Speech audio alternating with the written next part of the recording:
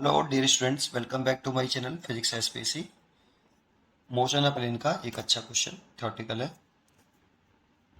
Consider, इस question से आप एक अच्छा पॉइंट सीखोगे। Consider consider the two statement related to the circular motion in usual notations. Number एक, दो स्टेटमेंट है ये आपके। In uniform circular motion, important ये है यूनिफॉर्म सर्कुलर मोशन। ओमेगा मतलब angular velocity, v linear velocity and acceleration are always mutually perpendicular। दूसरा statement है नॉन यूनिफॉर्म सर्कुलर मोशन के लिए, omega v and a are always mutually perpendicular. अब बताना है आपको कि इन दोनों में से both a and b true या both a and b false, a true but b false और a फॉल्स b ट्रू। तो देखो मैं समझाने की कोशिश करता हूँ इसको। मैं पहले ही चर्चा कर लेता हूँ ए स्टेटमेंट की चर्चा कर लेता हूँ। That means in uniform circular motion की चर्चा करते हैं। यूनिफॉर्म सर्कुलर मोशन में जो आपकी स्पीड होती है, स्पीड वो कांस्टेंट होती है। अगर यूनिफॉर्म सर्कुलर मोशन है तो उसकी स्पीड कांस्टेंट होगी। तो फिर एक एक्सेलरेशन होता है टेंजेंशियल एक्सेलरेशन, टेंजेंशियल एक्सेलरेशन जो स्पीड घटाता और बढ़ाता है। तो देखो स्पीड तो कांस्टेंट होती है in case of circular motion, ये क्योंकि यूनिफॉर्म सर्कुलर मोशन की डेफिनेशन ही यही है कि अगर कोई पार्टिकल सर्कुलर पाथ पर रिवॉल्व करे और उसकी स्पीड कांस्टेंट रहे, वेलोसिटी नहीं, speed is a scalar quantity, speed constant रहे। तो tangential acceleration at equal to होता है dv vector modulus over dt। जानते हो ये मॉडुलस क्या बता रहा है? मॉडुलस बता रहा है ये स्पीड है, वेलोसिटी का जो मैग्नीट्यूड होता है उसे स्पीड बोलते हैं। तो इसे हम कहेंगे ये चेंज इन स्पीड है। क्या है? Change in speed over time taken. बताओ स्पीड अगर कांस्टेंट है तो चेंज इन स्पीड जीरो होगी, इसलिए tangential acceleration is equal to zero divide by T, that mean zero. और कांस्टेंट इस टर्म का डिफरेंशिएशन करते हैं तो जीरो आता है। तो टेंजेंशियल एक्सीलरेशन इसमें जीरो होता है, एक पॉइंट। दूसरा स्पीड कांस्टेंट होती है, ये एक पॉइंट ये हो गया और एक पॉइंट ये हो गया। तीसरा इसमें जो नेट एक्सेलरेशन है, नेट एक्सेलरेशन है ए वेक्टर इक्वल टू, ये सेंट्रीपिटल एक्सेलरेशन के बराबर ही होता है क्योंकि टेंजेंशियल एक्सेलरेशन जीरो है। तो नेट एक्सेलरेशन इसमें सेंट्रीपिटल एक्सेलरेशन होता है जिसकी डायरेक्शन सर्कुलर पाथ के सेंटर की टुवर्ड्स होती है ऑलवेज, अगर यूनिफॉर्म सर्कुलर मोशन है। टेंजेंशियल जीरो है, मतलब टेंजेंशियल क्या करता है, टेंजेंशियल एक्सेलरेशन क्या करता है, या तो स्पीड बढ़ाता है या घटाता है, लेकिन वो तो जीरो है इसलिए स्पीड उसकी कांस्टेंट रहेगी। और सेंट्रीपिटल एक्सेलरेशन क्या करता है, केवल डायरेक्शन चेंज करता है वेलोसिटी की। ठीक है, तो ये होता है V square by radius, circular path की रेडियस। अगर कोई पार्टिकल, अगर मैं बनाऊं कि एक particle circular uniform circular motion कर रहा है ऐसे, जैसे ये कोई पार्टिकल है, तो इसमें वेलोसिटी की डायरेक्शन दिखा, तो इंस्टेंटेनियस वेलोसिटी की डायरेक्शन दिखा सकते हैं क्योंकि वो डायरेक्शन चेंज हो रही है। तो एक पॉइंट पे दिखाएं तो ये दिखा दी मैंने लीनियर वेलोसिटी की डायरेक्शन, इंस्टेंटेनियस वेलोसिटी की डायरेक्शन ये। अब पार्टिकल अगर इधर चल रहा है तो जानते हो इसमें एंगुलर वेलोसिटी की डायरेक्शन कैसे दिखाते हैं वो मैं बताता हूँ आपको। थोड़ा सा इसे ऊपर करता हूँ जिससे आपको क्लियर दिखाई दे, थोड़ा सा और ऊपर करता हूँ बस। अब देखो ये मेरा हैंड है ना, राइट हैंड, ऐसे ये थंब जो होता है एंगुलर वेलोसिटी की डायरेक्शन को बताता है। और आपको अपने फिंगर को जिधर पार्टिकल रोटेट कर रहा है, जैसे यहाँ पर पार्टिकल एंटी क्लॉकवाइज डायरेक्शन में रोटेट कर रहा है, तो आपको अपनी फिंगर को कर्ल करना है in the direction of rotation. और जिधर थंब आए वो डायरेक्शन होती है एंगुलर वेलोसिटी की। अगर पार्टिकल एंटी क्लॉकवाइज रोटेट कर रहा है तो आपको फिंगर को भी अपनी को कर्ल करना है in the direction of rotation of particle. और थंब आ रहा है ऊपर की तरफ, दैट मीन्स इस पेपर के परपेंडिकुलर अपवर्ड डायरेक्शन में। This is the direction of angular velocity omega. तो देखो v की डायरेक्शन तो टेंजेंशियली है ऐसे और ओमेगा की डायरेक्शन ऐसे है, तो दोनों कैसे हो गए म्यूचुअली परपेंडिकुलर, क्योंकि ये तो टेंजेंशियली हो गया और ओमेगा आ गया जस्ट ऊपर की तरफ, इस प्लेन ऑफ पेपर के परपेंडिकुलर बाहर की तरफ।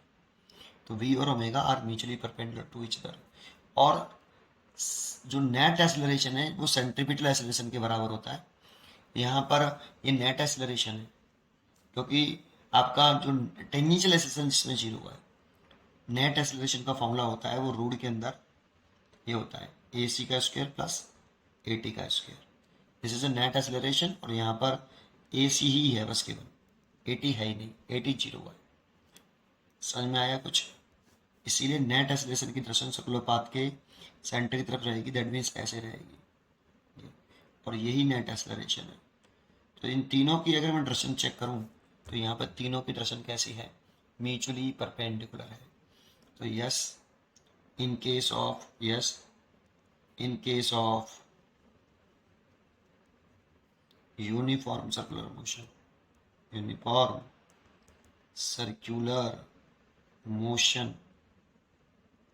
यस उठा देता हूँ, motion omega V and A are always mutually perpendicular. ये ट्रू है, ये कैसा है? ट्रू। ये स्टेटमेंट ट्रू है बेटा, ये वाला स्टेटमेंट, ए स्टेटमेंट ट्रू है। अगर हम बात करें किसकी? बी स्टेटमेंट की। अगर बी स्टेटमेंट पर आ जाए, बी पर थोड़ा सा नीचे लेके आता हूँ, बी पे बात करते हैं। ठीक है। In case of non uniform circular motion, in non uniform circular motion, यानी तो इसकी डेफिनेशन में ही सेंटेंस होता है कि अगर कोई पार्टिकल की स्पीड चेंज हो रही हो, कांस्टेंट ना हो, स्पीड चेंज हो रही हो, तो उसको बोलते हैं नॉन यूनिफॉर्म सर्कुलर मोशन। अब सोचो अगर स्पीड चेंज हो रही है तो उसमें टेंजेंशियल एक्सेलरेशन होगा। जैसे क्या होता है, ये डायग्राम से समझाऊं कि अगर मैं ऐसे दिखाता हूं, ये, और ये है आपकी लीनियर स्पीड, और टेंजेंशियल एक्सेलरेशन भी इधर ही है ए टी, और ये है सेंट्रीपिटल एक्सेलरेशन जो कि दर्शन टुवर्ड सेंटर होती है। This is a centripetal acceleration. तो इस वाले केस में स्पीड इंक्रीज होगी, क्योंकि ये कंपोनेंट हैं एक्चुअल में किसके? नेट एक्सेलरेशन के। दो कंपोनेंट हैं, एक this is a net acceleration A vector. अगर मैं इस ए वेक्टर की बात करूं तो इसके दो कंपोनेंट हैं, एक ए टी और एक ए सी। ए टी क्या करता है? स्पीड बढ़ाता है। यहाँ पे ए टी अगर डायरेक्शन सेम है, वेलोसिटी की एक्सेलरेशन की डायरेक्शन वेलोसिटी की डायरेक्शन में है, तो स्पीड इंक्रीज करेगा। और फिर एसी क्या करेगा? एसी इस वेलोसिटी की डायरेक्शन को क्या करेगा? चेंज करेगा। ये स्पीड बढ़ाएगा, स्पीड इंक्रीज करेगा ये, और एसी इसकी डायरेक्शन को चेंज करेगा। तो दोनों मिलकर इस जगह पर डायरेक्शन भी चेंज कर रहे हैं और स्पीड बढ़ा भी रहे हैं। जबकि इन case of uniform circular motion जिसकी स्पीड होती है वो कांस्टेंट होती है, बिकॉज टेंजेंशियल एक्सेलरेशन जीरो है। तो केवल सेंटीमीटर एक्सेलरेशन क्या कर रहा है? उसकी डायरेक्शन को चेंज कर रहा है, स्पीड कांस्टेंट रहेगी। ठीक है। In case of non uniform circulation इसमें ऐसे हो रहा है। अगर हम एक और डायग्राम बना दूं बगल से ऐसे, अगर वेलोसिटी की डायरेक्शन ऐसे है टेंजेंशियली, और टेंजेंशियल एक्सेलरेशन की डायरेक्शन नीचे की तरफ है ए टी, तो ये एक्सेलरेशन क्या करेगा? टेंजेंशियल एक्सेलरेशन इसकी स्पीड को घटाएगा, स्पीड इसमें डिक्रीज होगी, और इसमें स्पीड इंक्रीज होगी, क्योंकि आपका टेंजेंशियल एक्सेलरेशन और स्पीड की डायरेक्शन से वेलोसिटी डायरेक्शन सेम होती है। जब भी एक्सेलरेशन वेलोसिटी की डायरेक्शन में होता है तो स्पीड इंक्रीज होती है, और एक्सेलरेशन स्पीड के अपोजिट डायरेक्शन में होता है तो स्पीड डिक्रीज होती है। ठीक है। लेकिन इसमें इसका एक कंपोनेंट अभी भी सेंटीमीटर एक्सेलरेशन है, सॉरी ये नेट एक्सेलरेशन की डायरेक्शन है। This is a net acceleration a, और ओमेगा तो देखो पार्टिकल अगर ऐसे घूम रहा है, इसमें पार्टिकल एंटी क्लॉकवाइज क्लॉकवाइज घूम रहा है देखो, और इसमें पार्टिकल कैसे घूम रहा है आपका एंटी क्लॉकवाइज। थोड़ा सा ऊपर करके करता हूँ फिर समझाता हूँ, थोड़ा सा ऊपर कर लो, ठीक है। देखो इसमें पार्टिकल अगर एंटी क्लॉकवाइज में घूम रहा है तो इसमें अपने थंब को मैं नीचे रखूंगा और पार्टिकल को अपनी फिंगर को कर्ल करूंगा in the direction of rotating particle. तो क्लॉकवाइज घूम रहा है इसलिए ऐसे रोटेट करूंगा ऐसे, और ऐसे करूंगा तो थंब की तरफ जा रहा है नीचे, तो इसमें एंगुलर वेलोसिटी की डायरेक्शन नीचे की तरफ आएगी। This is the direction of omega. Cross बनाया मैंने, क्रॉस मतलब डाउनवर्ड। अब बताओ इसमें ओमेगा की दर्शन और वी की दर्शन तो परपेंडिकुलर है, बट एक्सेलरेशन तो वी और वी, ए और वी परपेंडिकुलर नहीं है। हाँ ए और ओमेगा परपेंडिकुलर है, बट ए और वी म्यूचुअली परपेंडिकुलर नहीं है। ऐसे इसमें अगर पार्टिकल इसमें कैसे घूम रहा है एंटी क्लॉकवाइज, तो पार्टिकल को मैं पार्टिकल की डायरेक्शन में अपनी फिंगर को कर्ल करूंगा और थंब जिधर आएगा उधर डायरेक्शन ऑफ ओमेगा होगा। तो ओमेगा की डायरेक्शन ऊपर की तरफ आ रही है, इसलिए ओमेगा की डायरेक्शन ऊपर की तरफ है। इसमें ओमेगा अपवर्ड है, डॉट बनाया है, ये अपवर्ड है और ये डाउनवर्ड है।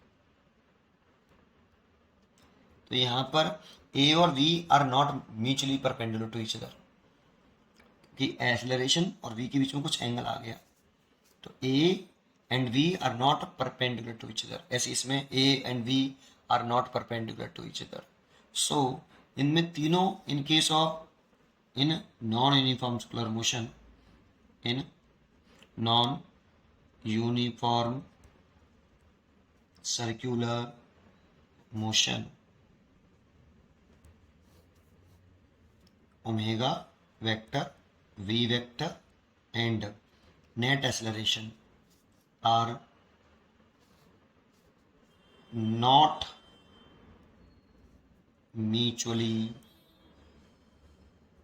perpendicular। तो म्यूचुअली परपेंडिकुलर नहीं है तो स्टेटमेंट भी फॉल्स हो गया, है ना। अच्छा एक चीज़ और बता दूं, मैंने टेंजेंशियल एक्सेलरेशन का तो फॉर्मूला लिख दिया था यहाँ पर, और सेंटीमीटर एक्सेलरेशन का भी लिख दिया था।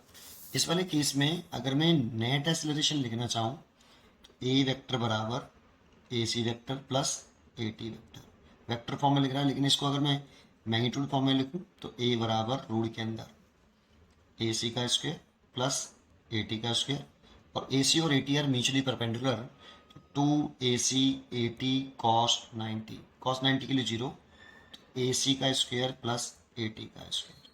This is the net acceleration. ये क्या चीज़ है नेट एक्सेलरेशन, ये कंपोनेंट हो गए इसके, एक तो टेंजेंशियल है, एक कंपोनेंट टेंजेंशियल है इसलिए टेंजेंशियल एक्सेलरेशन बोला, और ये सेंटर की तरफ है इसलिए टुवर्ड दी सेंटर इसलिए सेंट्रीपिटल एक्सेलरेशन बोला। लेकिन एक बात बता दूं, इसमें ए सी की वैल्यू जो है ए टी की वैल्यू है वो डी वी मॉडुलस लगा हुआ है, मॉडुलस मॉडुलस मतलब चेंज इन स्पीड, एक तो ये है। दूसरा ए सी की value V square over R, और तीसरा ए की value D V over D T है। इसमें मॉडुलस नहीं लगा तो दैट मीन्स ये चेंज इन वेलोसिटी है, change in velocity over time, और इसमें चेंज इन स्पीड है, change in speed upon time. अब इसमें ए टी जीरो नहीं है बेटा, A T does not zero, क्योंकि स्पीड में चेंज आ गया और डायरेक्शन तो चेंज हो रही थी, सेंटीमीटर जीरो नहीं है, इसलिए इसमें दोनों एक्सेलेरेशन होंगे, इसलिए नेट एक्सेलरेशन आएगा। आपको मैं उम्मीद करता हूँ कि आपको मैं समझा पाया हूँ, इसीलिए इसमें मैं कहूँ कि A is true but B is false, third choice is correct. पढ़ते रहिए और खुश रहिए। Thank you.